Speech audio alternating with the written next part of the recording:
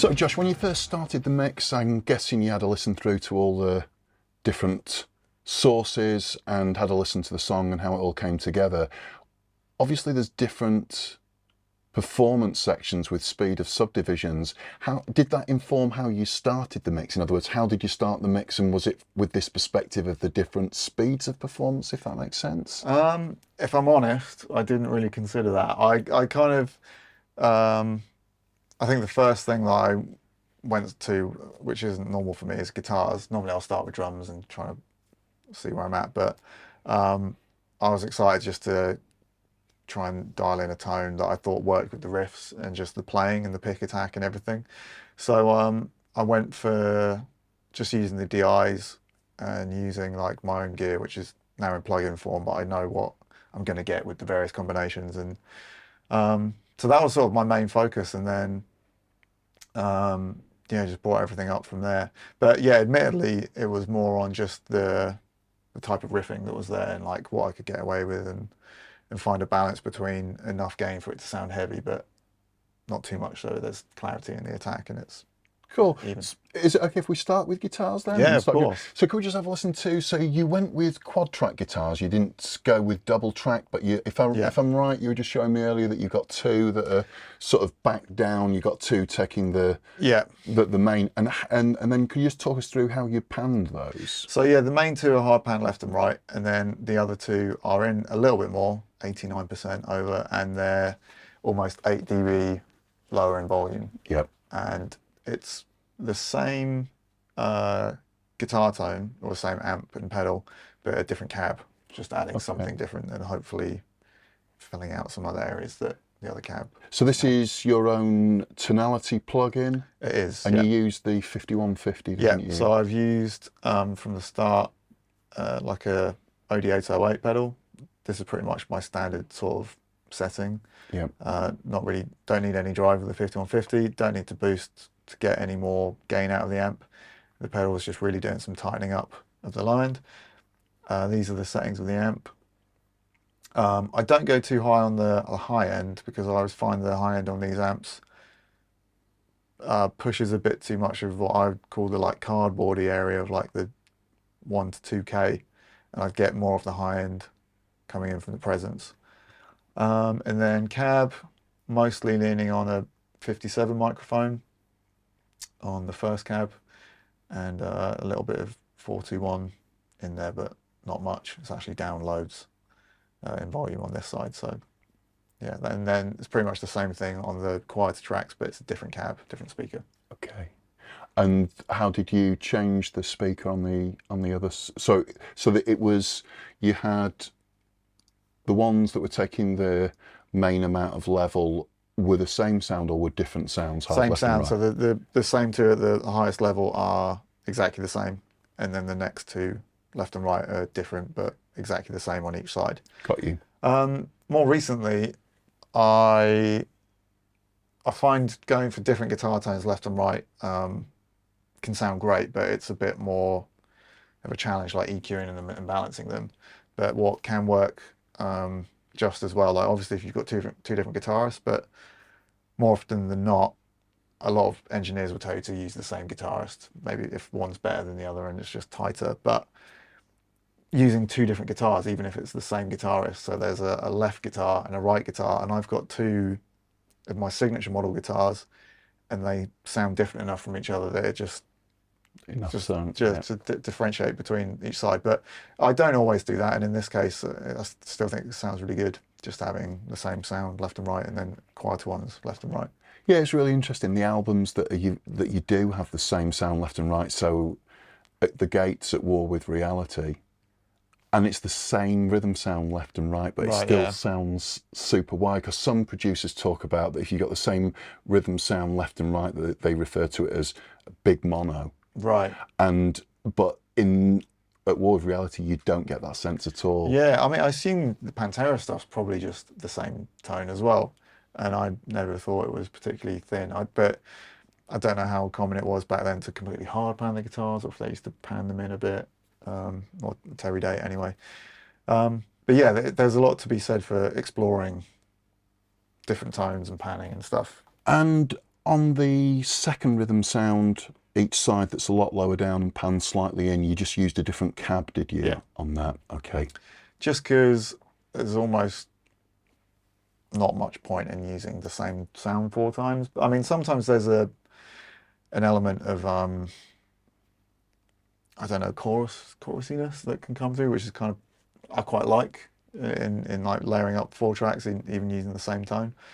But yeah, in this case, it's just I think I was just it's like trial and error, just having fun. Yeah, absolutely. So we've talked a little bit there about the stereo width of the guitars, which with the guitars providing your primary focus to get your mix together with one hard left, one hard right, and then the other two panned in at sort of like, just a little bit, just 89 each side.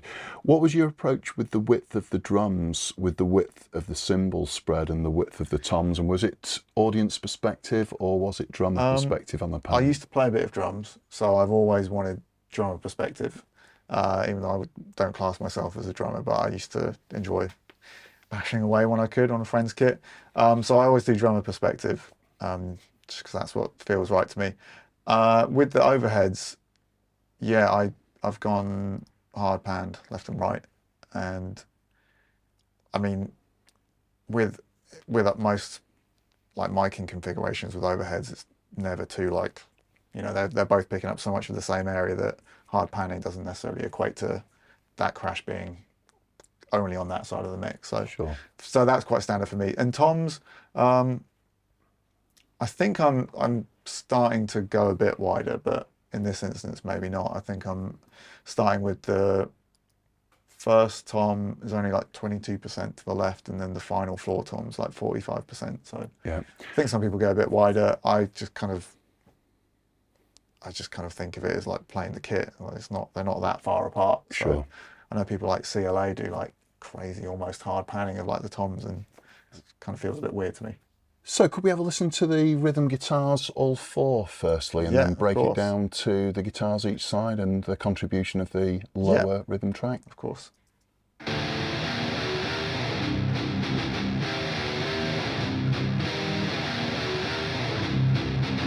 Cool.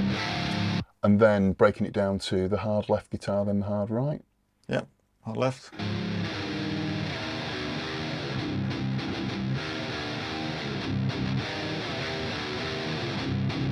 And then the quieter one. Yeah.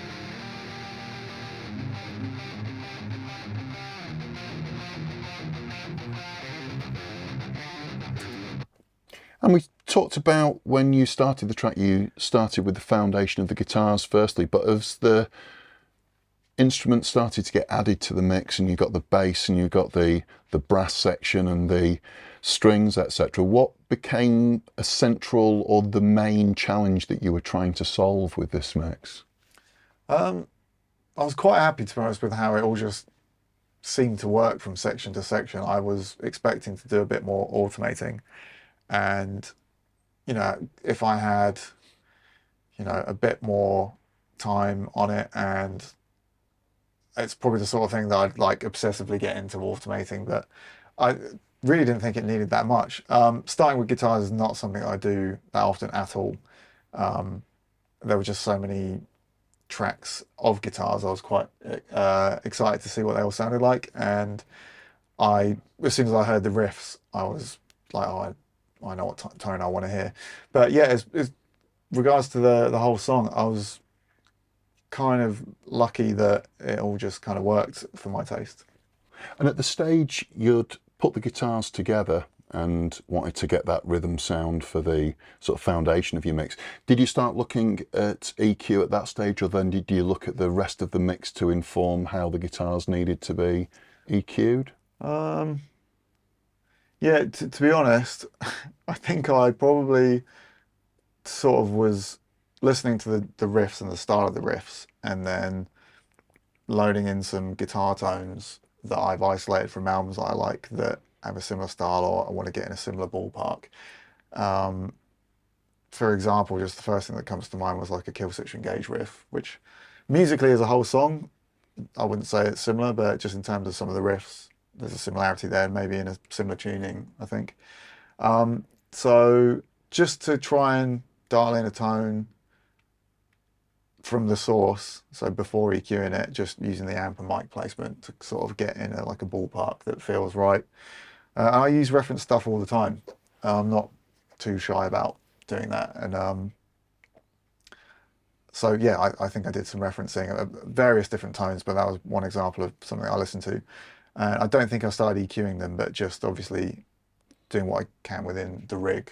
You know, in this case, it's in a plugin, but mic placement and settings on the amp. Got you. Fantastic. And moving from, let's see if we move from the rhythm guitars, moving towards the bass. Yes. And which source did you choose for the bass sound? And did you? There were some really great tones. I really like. There was a lot to choose from, but I sort of have a go-to with bass DIs in using. I think it was Parallax. Yes. Yes.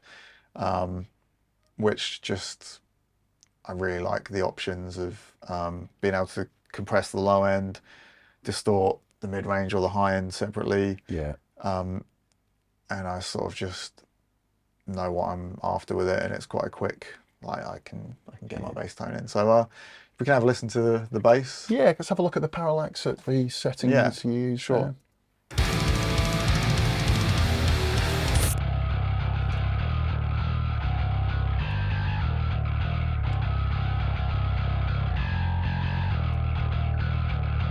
So I've already given something away there. So when I was doing the most recent Silosis record, I sent him the bass DI. I was like, what would you do with this? This isn't the exact settings, but it was definitely a starting point. And he's a good friend of mine, and he has helped me a lot. So a lot of what I've learned has come from Nolly. So this was based on I can't tell you how much different it is from the preset it was initially, but yeah, doing a lot of compression on the low end. Not actually distorting the mids too much, or at all, or at least there's no drive on it, and not a lot on the high end, but it is pretty distorted. I guess it's just the amount of input going into it.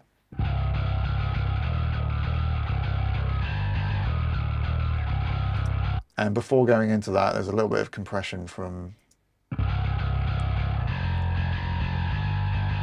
just to try to glue it a bit more. EQ, yeah, a little bit of EQ before even going into the compressor. I don't know what the bass was used for this, but got rid of some of the murkier lower mids. Yep. And there's three instances of EQ. So EQing after Parallax. Obviously, this was probably an area that was whistling, I'd imagine. You can see that's a very whistly. Very whistly frequency. This area is a usual build-up of low end that I always tend to sort of cut out from bass, because too much of that just sort of sounds like a sine wave and can really ruin a mix. And can, yeah, if you've got too much around like 90 to 110. So that's the EQ I'm doing, and then I limit the bass to try and glue it together even more.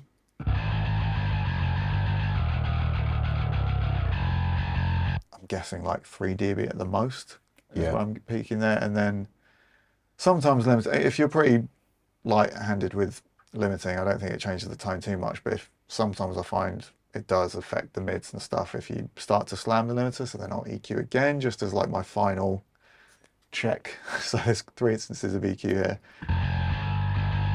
so just a bit more of the low end build up there. And I wasn't sure. I think I just did this morning. Just the high end within the mix context was just a bit too shiny, but so I just got rid of a bit there. So yeah, that's the bass. Excellent. Can we have a listen to how the bass blends with the guitars? Of course, yeah. Where's the best riff for it? I like that bit for checking guitars and bass. Because that stands riff. There you go. Yeah.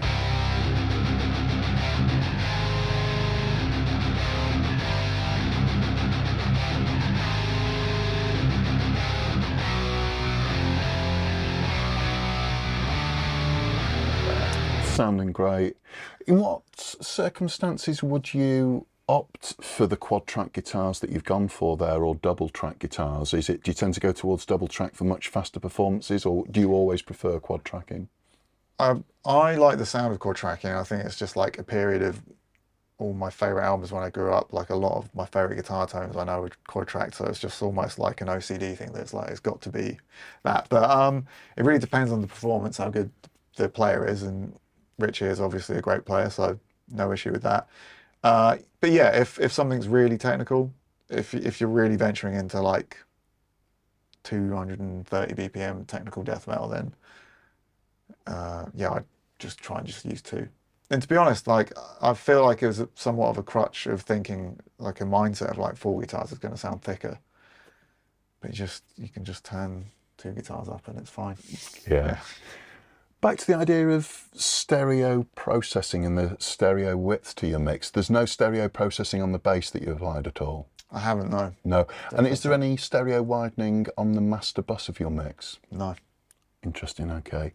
Moving on to the depth perspective of your mix, do you generally apply reverb to the kick and metal or potentially the rooms, or do you tend to have a more of a defined approach with your reverbs? It's pretty much just snare and toms for reverb. And for kick, I'll try and get the kick out of the rooms as much as possible, and I wouldn't want any reverb on it unless it's exposed. So like there's bits not in this song, but if there's a bit in a song where you've just got a kick going and a vocal or just one guitar, then I'd probably rather use an ambient sample, if not the room mic, if there isn't a big enough room, to generate some ambience for the kick. But within the context of like the heavy sections, I'd just leave it dry. When you say you want to get the kick out of the room mic, you want to attenuate it, you want to sort of turn it down and get...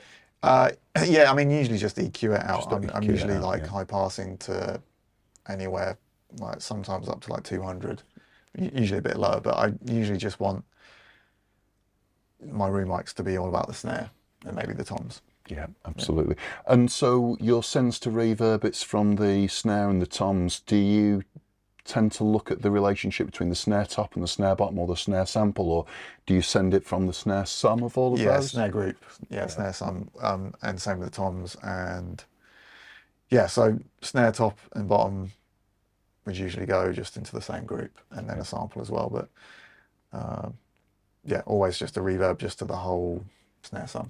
And do you use multiple reverbs on this mix, or do you use like a plate and a room, or do you tend to just go with one reverb? I have a secret IR that someone sent me of a reverb that I'm not going to divulge what it is, but I use that for my drums. Yep. And yeah, for vocals I use something different, obviously. And I think if you use the same reverb across your whole mix, like a drum kit, and then the same one for vocals, obviously, I mean, that's not a very common reverb you'd want to share, but it can sound a bit weird, I think. Yeah, and then you don't do any like gating on your verbs or anything like that? No, I have tried limiting them before and sometimes EQing them, but the impulse response I use, which is of a reverb unit, just like works as it is. I just don't touch it. It's just like load the impulse response into my reverb and then turn it up. And looking at turning towards your reverb with your vocals, do you tend to focus on verb more for Ralph's performance here, or do you tend to look at more delays? Or I prefer delay. Yeah. Yeah, it's interesting one, because I don't tend to. Usually, a lot of the mixing that I've done in recent years is myself, my own vocals, and for the most part, it's screaming vocals, and this is a lot more melodic. And on screaming stuff, I like vocals sounding a bit more dry. Just feels a bit more like abrasive and upfront, and maybe put in some delay or reverb when the vocal is exposed if it needs it. But in this instance, with more melodic vocals, I think a bit more delay and reverb sounds nicer. Yeah, just like helps it sort of sit in. Yeah, with a long sustain, it helps it comes out. With the drums, because of these different performance sections, you got the faster blast beat drum sections and the slower times. You didn't change the reverb time on those, or did you keep it static? No, yeah. So we were chatting earlier about how you've changed your approach with your high pass filtering with guitars more recently, that you tended to be a little bit sort of frequency bracketing with the low pass and the high pass filter, but certainly with the high pass filter you've tended to go a little bit lower and get the sort of 80 hertz in there.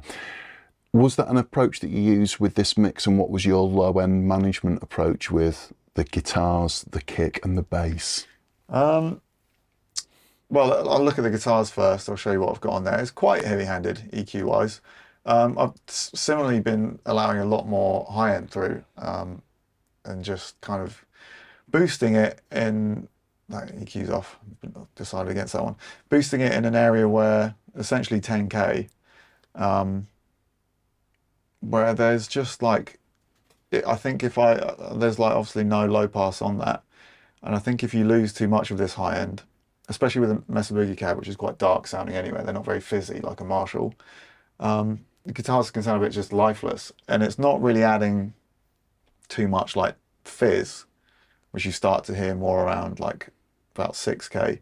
It's just adding like some vibe and some energy. So that's something that I've just sort of more recently done, but I know a lot of the records that I grew up listening to have probably got a bit of that cranked, because the amount of A/B-ing I've done against tones from albums that I like, I'm like, oh yeah, they've definitely done that. I remember there was a post that Colin Richardson did on Andy Sneap's forum back in the day, and he was like, I like to boost these frequencies for these reasons, and it's like I boost 10K for a bit more. I was like, oh, boosting 10K, as opposed to growing up or like learning production, you always hear guitars, low and high pass filtering. So yeah, I just started experimenting with it. Interesting. And also, similarly, another thing I've heard from Colin Richardson was, I can't remember what record he was mixing. He was just like, just turn 80 hertz up, 12 dB. And I was like, wow, that seems crazy. But I mean, maybe it wasn't there at the time. And yeah, again, just I run ABs against guitar tones that I've captured to get against like records that I like. And all these EQ matches were throwing up loads of low end. I was like, I don't have that in my tones. And I just started like experimenting with it. But yeah, this problem area here is usually the area that I'm already multiband compressing for the palm mutes with a C4.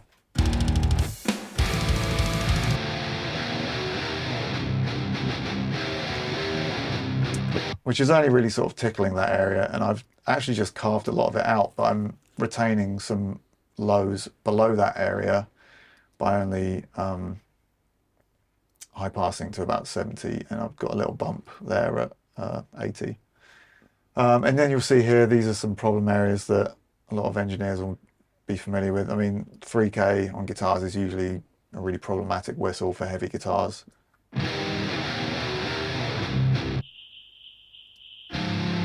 If I turn it off. Yeah. And this is an area, 6K, that my personal taste is, I don't like a lot of it, but it's not necessarily a bad frequency, but it just adds a bit of that fizz.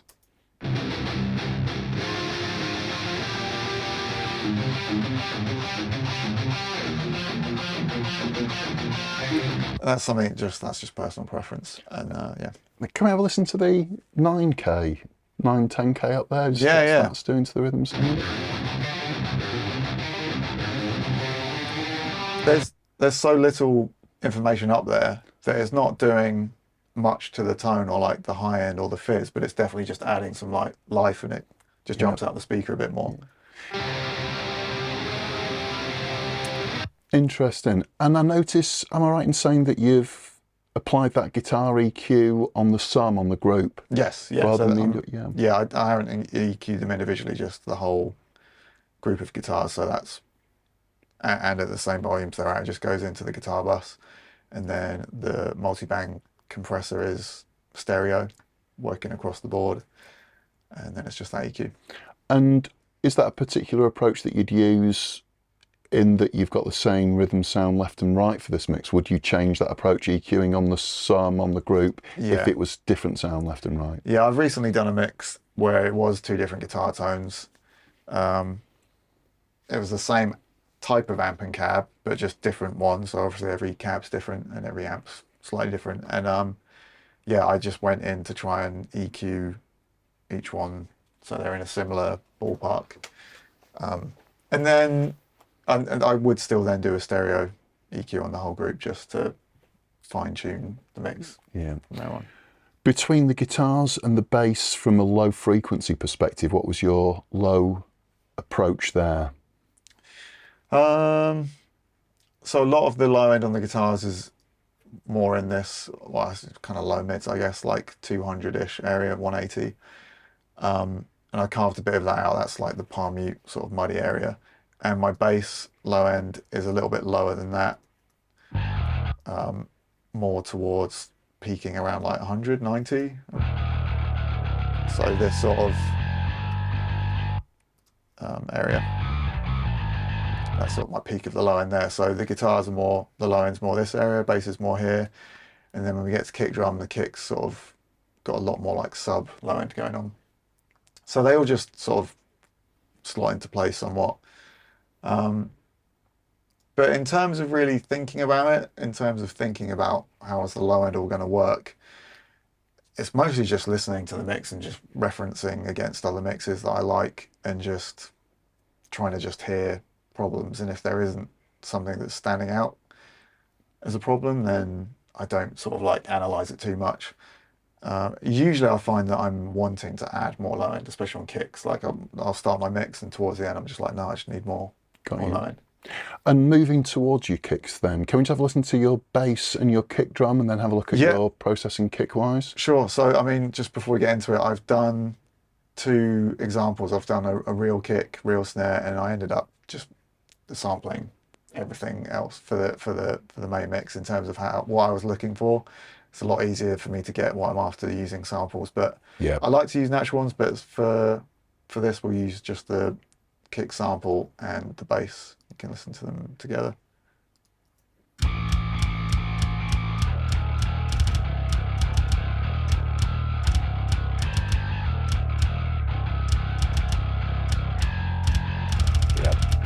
Yeah. And the kick sample, that's not feeding reverb at all, and is there much EQ that you've used to that kick sample just to get it to work? The sample is, let's have a look. Can't actually remember. So I'm doing some EQing to it and saturation. So we've got a multi sample. This is from the Colin Richardson Easy Drummer expansion pack. So I just sort of chopped up some audio from that and created my own TCI. So that's already been processed and EQ'd.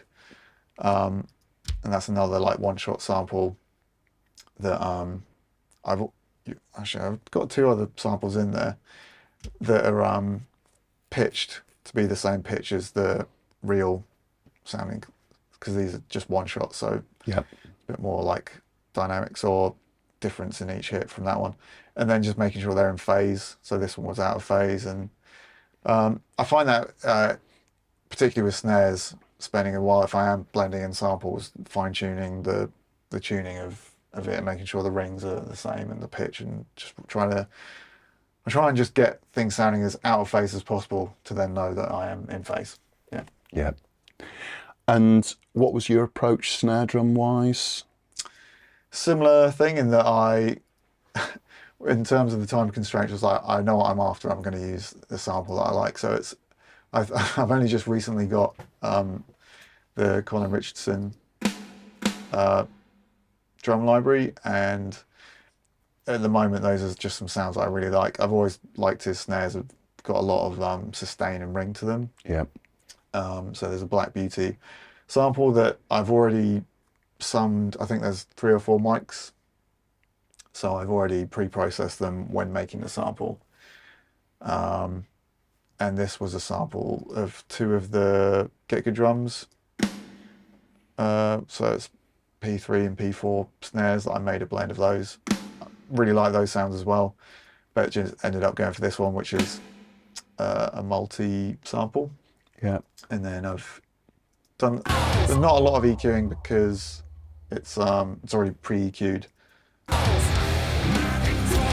This is something that I've been doing more recently, especially I've got into more high tuned snares, is boosting like low end where there's not really much low end information on the snare. Like it kind of very quickly tapers off like after 150, but I still find it's doing something to low end if I can find a section where we've got some faster hard hits consecutively. I can.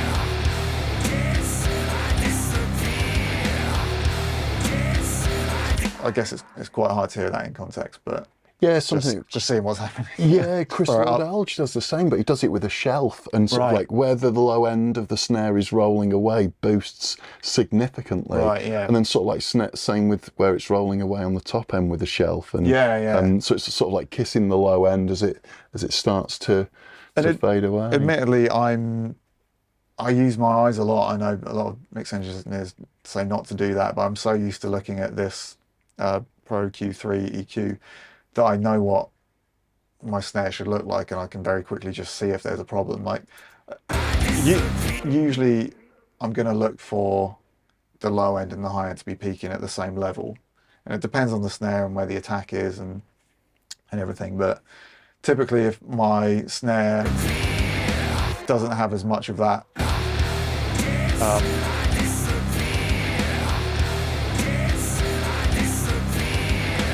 I mean, you can kind of see what your snare's doing there. I would kind of, I mean, okay, we've got a bit more low end on this one, but it works in the mix, so that's where I'm letting my eyes take a break and actually just use my ears. But typically, like I go for that sort of a bit of a scoop around like 500 to 1K, and a bit more high end coming from like 2 to 5K.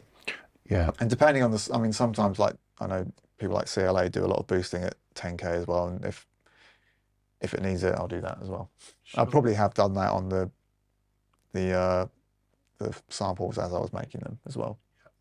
And as far as the orchestration in the mix, Josh, was that something that you looked at later on in the mix and fitted around the guitars and bass, or? Yeah, that's definitely the last. Between that and the vocals, one of the last things to look at. Yeah, and I was quite pleasantly surprised that it's all sort of quite well balanced and just sort of didn't need much tweaking. I mean, it's the sort of thing that I didn't need to do, I don't think, on this mix, but I would use a plugin called Track Spacer for that sort of thing normally. So, and you'd sidechain it. So, for example, if you've got like a big heavy chorus with loud guitars, but they're just playing chords, and you really want the strings to cut through, I would sidechain the guitars, or I'm probably going to get confused as to what's getting sidechained, but basically the guitars, the frequencies that the strings are occupying would be coming out of the guitars, and just, doing it, live like the Soothe plugin, but it's doing it sidechained from the strings, so they're finding their place amongst all the distorted tone. And if it's like, for example, a place where it's just guitar chords, you're not getting the riff, you can afford for the strings to like poke through and the guitars to take a step back, that sort of thing. But yeah, I didn't really need to do that. I just did a little bit of EQ on the strings. I've got Soothe running, which is just sort of taming anything that's a bit pokey, I guess, like anything that might whistle frequency wise. It's just sort of live multiband compressing, I guess you could say. Bit of saturation, which is just going to tame some frequencies as well, and the EQ. The great thing about the Pro Q3 EQ is you can do like multiband, Dynamic EQ. Yeah, dynamic EQ, so that's really cool. And then just limiting, which is just tickling them, if anything.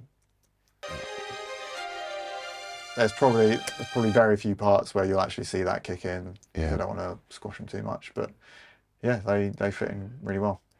Have you used dynamic EQ elsewhere on the mix? We've already looked at the multiband with the guitars. I think I might have done it on the guitar EQ as well as already having the multiband, but I'll double check if that's definitely the case.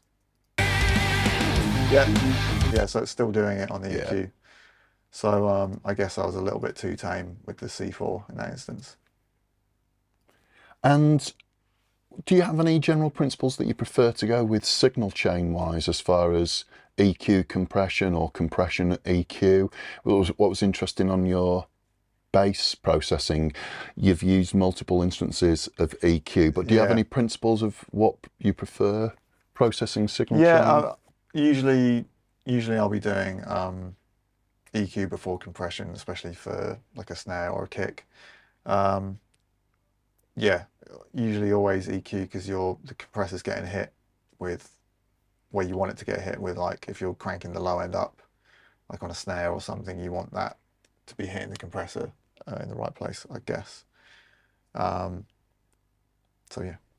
Interesting. And we briefly touched on the different performance sections with the faster sections and the slower sections. Was this something that you managed either just to make sure that your settings worked across the sections, or was there a lot of automation in your mix to make that work? Currently there is no automation, but had there been much faster double pedal or longer periods of it, yeah, it's something that I do. I mean, it's like usually at the end of a mix, like the last thing I do is automate in a cut of low end on the kicks just for the really fast bits. Yeah. But there was nothing here that sounded too overwhelming or built up too much. Yeah. And sometimes if it's just a little burst of fast kick and maybe it jumps through a bit more, I'm fine with that. Yeah. So we've taken the flow of the chat quite nicely through to where we are, but before just sort of like moving on to vocals and dynamics, if we just return to the drums, if we may. Yep. So you've used triggers for the toms. Yep. And have you used a lot of compression for those, or did you feel that that wasn't needed in that you've got single velocity tom samples or multi-velocity tom samples? They're multi-velocity. All of the drums are going to parallel compression, so they're getting parallel compression, but I'm not compressing the individual toms or even as a group. So each tom, let's have a look, I think it's just going to be EQ'd, so there's the trigger and then an EQ. The samples are raw, so this is tom 1, and the EQ will look gradually different as we go on, and this will be like tom 4, the floor tom, so it's quite different. This was like a ring resonance that was annoying me. These EQs are so specific to, the mic and the drum used that, I mean, yeah, that it might look weird or it might look different depending on the kit you're using. And then I've got a little bit of EQ across the board. I guess like that's quite a subtle dip. I just felt, I guess all the toms were a little bit too much mid-range there. Transify, I'm taking off a little bit of transient, adding a little bit more sustain, and tape saturation, which is kind of common for all my drums. And then L1, again, they're probably only doing like -2 dB of gain reduction just to tame them. What were the tom samples you used, Josh? They were from a friend of mine, Scott Atkins. Yep. It was a record he did for Onslaught, actually, and I loved the way the tom sounded. I was like, I haven't really used these in a mix. Let me throw them in and see how they sound, and they sound great. And Scott Atkins is someone that I've worked with a lot with Solos and stuff, and I love the way he tunes drums, and he's a great engineering mixer as well. So the raw samples, they're raw, they need some EQ, but they're just really well captured. So with your overheads, Josh, did you primarily look at the overheads and try and focus them towards the cymbals that were captured in those microphones, or did you want to get some kick out of it or some snare, or was there any particular focus there? Yeah, I go for just trying to get cymbals as clear and clean as possible and as little kick and snare in there as possible. Snare in particular, I think if you're using a sample and if you haven't gone to try and match the raw snare sound, if you've got a sample that doesn't jive with the overheads, I'm not saying this is the case, but I found like I like to compress the overheads, get a bit of pumping. The more you do that, the more the snare comes through in them. So I've tried to completely remove the snare from my overheads by using sidechain off a sample track. So I use Big Beautiful Door for that. So I can show you, I'll start with it off, what I'm doing. So Soothe plugin, that just kind of, I used to go in and sort of notch whistly frequencies out that might be in a crash cymbal, but it might just be on the right crash, and you might be notching stuff out that you don't need to notch out the whole mix. So I find that the Soothe plugin just does that automatically. Now, looking at it, that's quite an extreme version of it, or extreme abuse of the plugin. I usually don't go quite as heavy-handed, and so you can hear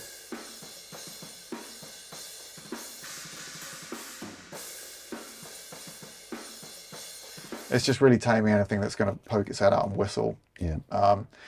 EQ wise, I'll show you what Big Beautiful Door's doing. It's doing something off the sidechain. So I'm not removing a ton of low end, but Big Beautiful Door's sort of coming in to do that in a bit.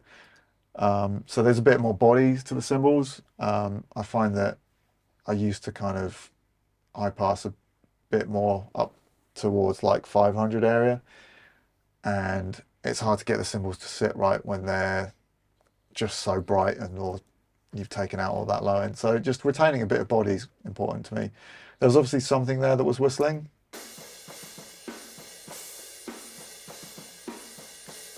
I can't really hear it too much there. Adding a bit of brightness. The 3K area is always a bit harsh for me, and your vocals cut through there as well, so I'll try and tame that. This is sort of EQing out where the snare is. Then I'm compressing with smash and grab. Saturating quite a bit as well, actually, and I've not got the mix up all the way, so there's a bit of it that's not being hit by that. But this brings up the snare a bit more, so I'm then trying to get rid of the snare again with L2. And I like what L2 does to the sound of the snare as well. It sort of just takes off the harshness of the transient. It doesn't just duck it, it sort of just smashes it a bit in a way that works for me for getting out of the mics. So Big Beautiful Door is going to come in and like sound a bit weird with the overheads isolated, but this is what it's doing. I'll turn it on and you can hear how the snare just disappears.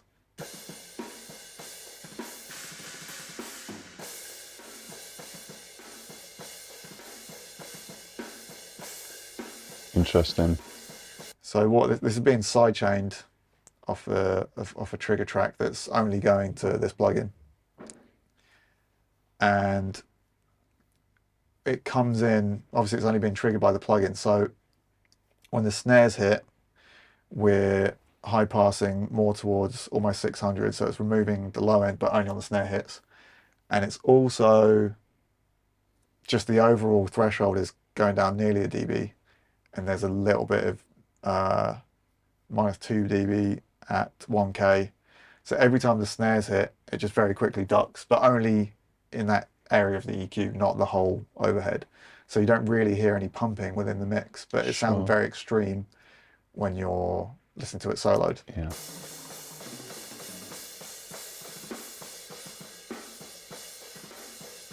And I can show you what that might sound like in context as well, if you can see if you can hear the difference.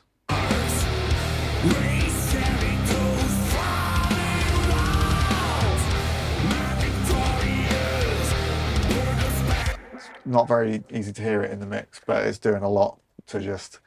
It really depends on the part. If there's a part where there's no guitars and vocals and there's like a drum roll on its own, Yeah. sometimes the snare coming to you on the overheads can be really like jarring or trashy sounding. So yeah. And then just with your room mics, Josh, what was the approach there? Were they an important element of the mix or not so much? They weren't in this instance, and it was just my sort of taste in the room, I guess. And the fact that I think, yeah, they're two different mics, but they're both mono, and I wasn't sure. I sort of like tried to get a bit of width by pulling them off, but I didn't want to mess with it too much. But yeah, I think I don't know the studio, but I guess it was something about the snare in there that wasn't what I was wanting to hear from the room mic. So they're in there. They're definitely adding some vibe. But I ended up using a snare room mic sample, which sounds like this. What sample is that? think it might be the accompanying sample to the close mic of the Colin Richardson one. Right. Yeah. Yeah. So it's the same. And so you said you sent the whole kit to parallel compression, did you say? Yeah, so every bus of the kit, so this is my tom group, and you've got parallel compression. I'm sending snare at 0, and then everything else a bit less, so kick and toms -6, and then room mics and overheads are more like -15 maybe. Yeah. And that's obviously the reverb there on the toms. And what parallel compressor are you using? I think I'm using the CLA 76? Oh, so that's the rooms. Yeah, exactly that. Yeah. With slow attack, fast release. Yep. And I'm sort of hitting maybe -10, so it's really smashing. But it's not super loud. It's just sort of adding a bit of vibe and stuff. Yeah. No EQ on the parallel No. compression, just to keep Yeah, it. yeah. Yeah. Excellent. And so it's all you're sending to the parallel compression from all your groups, are you? Yes. Yeah. Okay. And same with the reverb from the tom group, not the individual toms. Yes. Yeah. Excellent. Yeah, so we've looked at your use of limiters, which is relatively subtle throughout, and we've looked at some of your compression approaches, but what approaches did you use saturation-wise and clipping-wise for this mix? So, yeah, I'll just quickly touch upon my snare compressor. I use the metric halo, which is sort of a tried and true, and that one's the one that I always reach for snares, and then the CLA one's definitely a bit more like vibey and potentially trashy sounding, I guess. Yeah, so saturation is something that the snare usually always gets in some form. So I've used tape machine and JST clip, which is a clipper, just a very simple but really good clipper, and then the limiter. So the limiter, if you over limit snares, I think you lose a lot of the low end. They just sound a bit like you hear more of that sort of like bottom snare sort of sound come through. Spit. Yeah, exactly. And whereas the tape machine, this one in particular anyway, adds like a slight bump of low end, and JST clip or just any sort of clipper is going to just tame the transient and just allow you to just crank it a bit louder in the mix without the transient sort of taking your head off. So yeah, that's on the snare. I'm clipping. I don't think I'm clipping anything else in terms of the shells like kick or toms. Yeah. But they all get tape saturation, and they'll all get like just tickled with the limiter. Yeah. Can we just have a listen to the snare without the VS virtual tape machines and the JST clip? Yeah. Hopefully my gain staging's not gonna be too bad in terms of the A and B, but let's listen. So.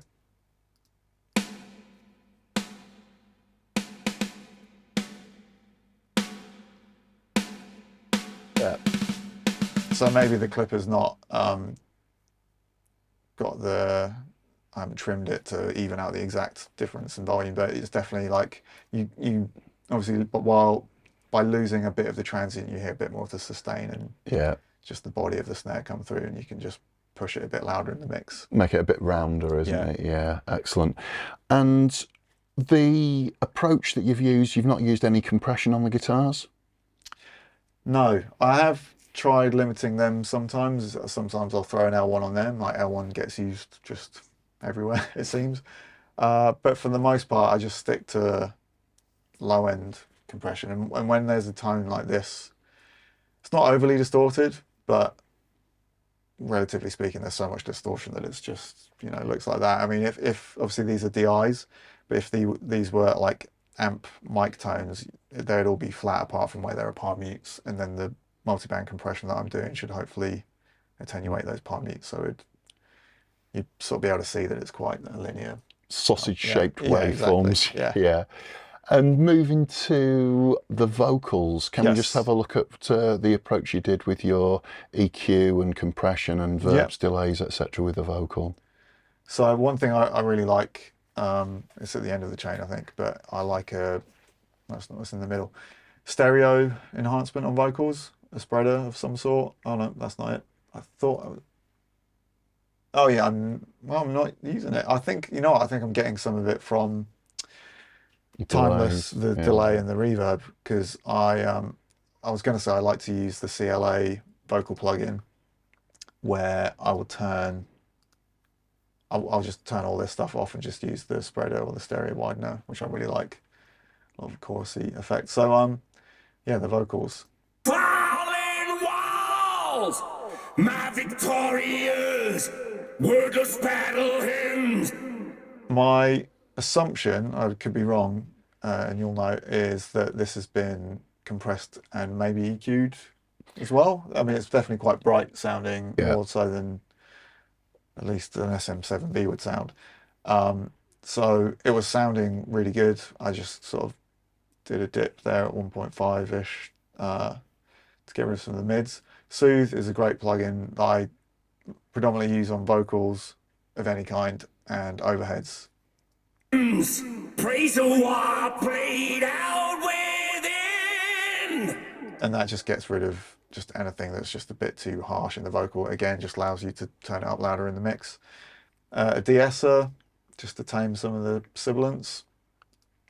Falling walls, my victorious word. So you can kind of see that's only really kicking in on the S's or any sort of sibilants.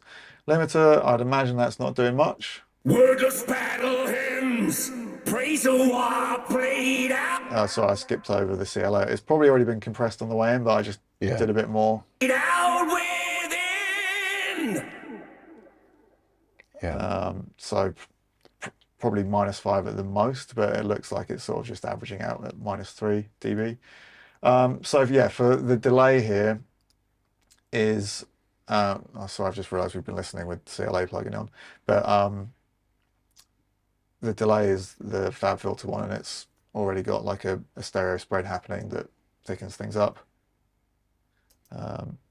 Obviously pressing play on or not pressing play on a bit of vocal. Ours. Raise Jericho's fallen walls. And you can see this has been EQ'd to be mostly on the mid-range, so going from 250-ish to about 2K. And it's just at the tempo of the song. I just sort of left it and set it. And a reverb, the Pro R. I think I threw up, yeah, I just sort of looked through some of the presets and found that I liked and just tweaked it a bit. Sure. And because I'm actually quite new to this EQ, I haven't used it that much. And I mean, I really like all the FabFilter plugins, and all the presets just sounded great, so just blended in a little mix. My victorious wordless battle hymns. But yeah, most of the ambience is coming from the delay. Yeah. And do you tend to use your effects as inserts rather than sends like this? Yeah, I do. I know a lot of people would just have a lot of their effects on sends for vocals and just have like their vocal sends. I just kind of, I don't know if it's laziness or just like the control I have over it. Especially like with a lot of these plugins now, they've got like a mix control on, which, you know, back in the day, like a lot of plugins didn't. You'd like have as much, yeah, like you weren't able to like blend the mix of the effect in it as easily. So yeah. Yeah, and did you take a very different approach with the backing vocals, EQ, compression wise? Yeah, I definitely usually find that backing vocals, no matter what, just always sound muddy. Even if they're obviously tracked through the same gear and everything, but it's just, you get a build up of like low mids. So probably they're obviously a lot quieter in the mix, and yeah, maybe I'm talking out of my backside and they haven't had as much of a cut of low end, but that's something that I normally find I want to cut a lot more out of, and I think these ones,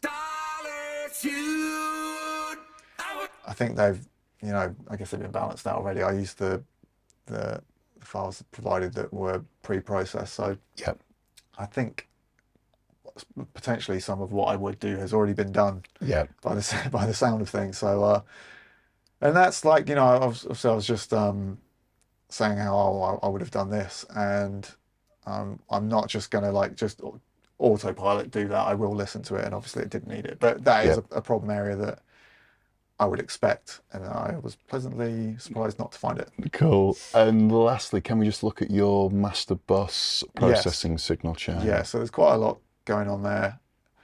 I'll always get my mix together. I'll always get the mix together without any master bus processing, and I'll make sure that I'm not clipping, but I'll get it, you know, gain stage as loud as I can without any red light coming on. Yeah, we're doing something. Sometimes I just have this just to see what's happening. And all of this will be added more towards the end. I'll still be working on the mix with this running for quite some time, but I'll try and get the mix as close to balanced and where I want it to be before getting mixing into it, because I've had it in the past where you go a bit mix blind and you turn your master bus processing off and the snare's like 10 dB louder than it's meant to be. So yeah, just a bit of a, I've accidentally adjusted that.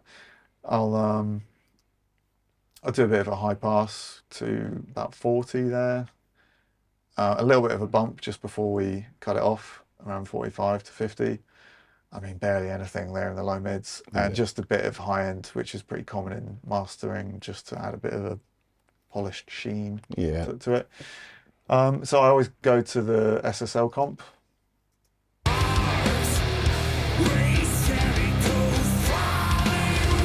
And in terms of settings, well, I'm usually only going to like -4 the most of gain reduction, and these are pretty much the settings that I use. Attack 30, release 0.1, but sometimes I'll use auto. Yeah. It depends on the mix. Ratio 2, that's kind of standard for me. Flatline is a plugin that as soon as I got it, I was like, this is great. This is just what I need, because it's a clipper, and it's designed to be, you know, on your master bus, and it kind of looks a bit like Pro L. Yeah. But can we just bypass that just for a second? yeah, I probably haven't gain stage it, so it's going to be a huge dip in volume. But I'll just do that just to see if we can hear it.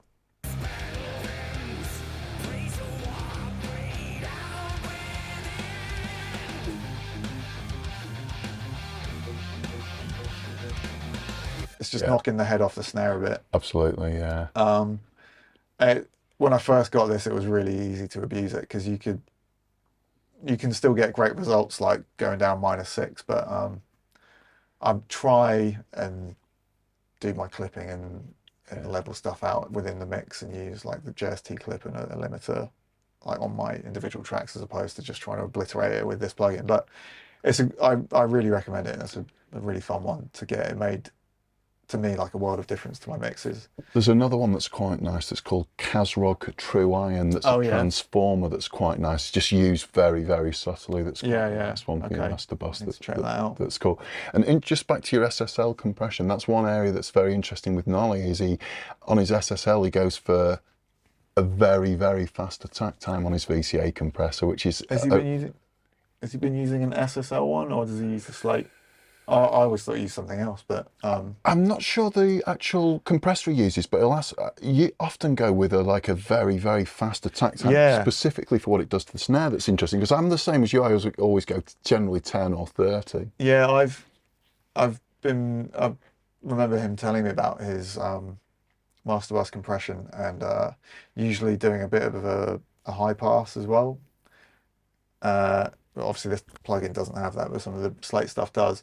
And he's got a fast attack, and the whole mix ducks around the snare, and it's great, and his mixes sound great, and they can sound really clean for it. But I tried it and I just couldn't make it work for me. But not in a taste way. Like if I could make it sound like he did, I'd do it, but it just wasn't happening like it does seem to for him. So I just went back to the classic. And then following flatline, you've got the ozone processing. Yep. I use ozone just as like the maximizer. These bits are off, and it's just sort of, again, just sort of tickling the whole mix. The flatlines, I've already boosted the signal quite a lot, and it's clipping, but it's not clipping the stereo out. And yeah, just get a bit more volume from ozone. And these are just sort of settings that I've just, well, Ermin Hamidovic, who masters the Silosa stuff for me, he mastered Holy Hell by Architects. These are just sort of settings that he just sort of recommended to me, and I've sort of just set and forget. And then going into Pro L2, which is almost unnecessary, but just a slightly different sound and different sort of attack and release. And yeah, it's just